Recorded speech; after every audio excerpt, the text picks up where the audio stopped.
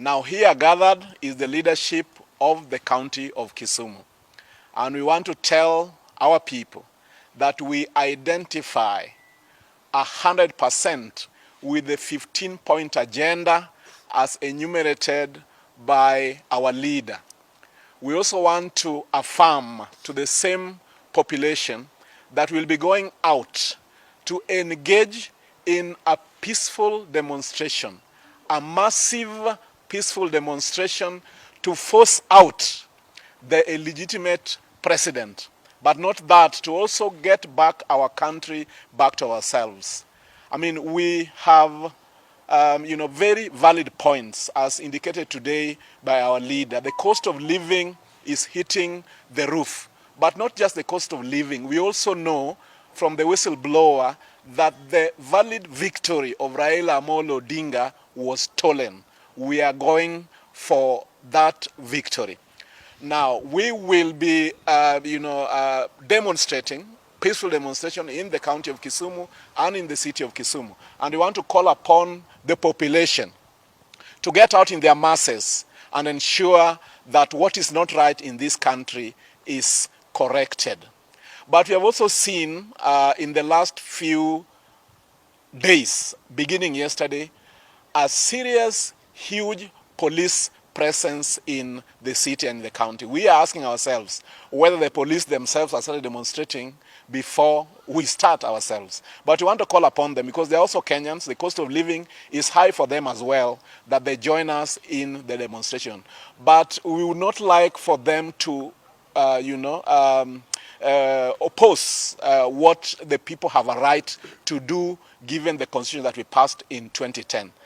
Picketing or peaceful demonstration is enshrined in the Constitution. And as Jacom said earlier today, we expect that the police will protect the population as they go through their God-given right.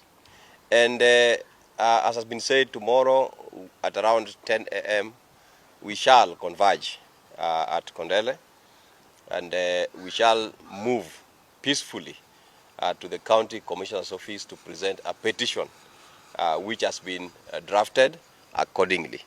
But I want to add something, that all Kenyans, all the residents of Kisumu, all the residents of the counties surrounding Kisumu, we must join this one.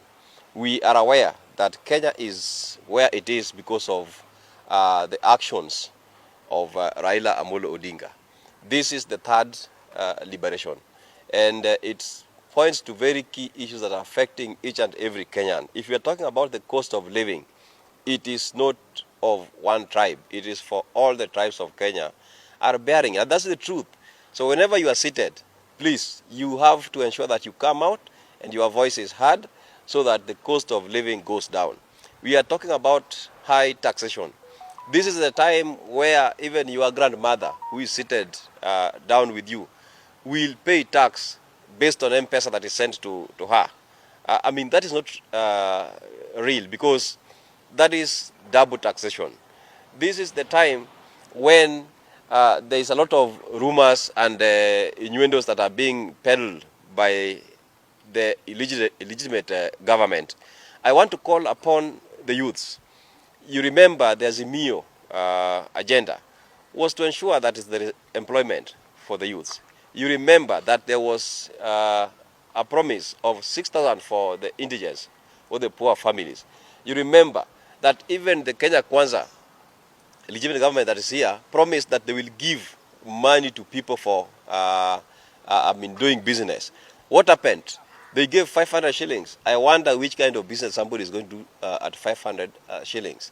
The last thing that happened is that instead of giving development, they are now asking people that men should marry men and women should marry women. I don't agree with that one. So I want even to call upon the churches. If you know that you belong to a church, this is the time. Let us emulate what our neighboring country, Uganda, is doing. There is no way that we can allow same-sex marriage in this country. So I want to call upon church members, come out. Even the Muslims, it's not there even in the Muslim community. You have to come out. Our religious troops must come out, and we condemn this illegitimate government. Finally, it is now. it is now that everyone must come out, and tomorrow we want to call upon people to come out, and we as the residents of Kisumu will say that our borders will be closed. Our borders will be closed, and will not allow movement, because this thing is supposed to affect each and every person, the doctors, the nurses, the drivers, everybody is going to be into this. So it's going to be peaceful, and I want to call upon our security personnel that you join us. I have seen, just like the deputy governor said, that you started demonstrating earlier, because I've seen roads are blocked. I wonder how the residents of Milimani are joining their getting into their houses when you block all the roads. Those roads should be open, and your work is to give security to the people who shall be demonstrating peacefully. Baba has spoken, the party leader has spoken, the fifth has spoken, and therefore ours is to obey the command. The picketing starts today, and today is just a rehearsal. We are going through into the night. But tomorrow, we are officially launching it as people of Kondele, and therefore I urge all the youths, because everybody is hungry. We are not having food on the table. Our children are not able to go to school because of the high fee, and therefore we are saying the cost of living is unbearable.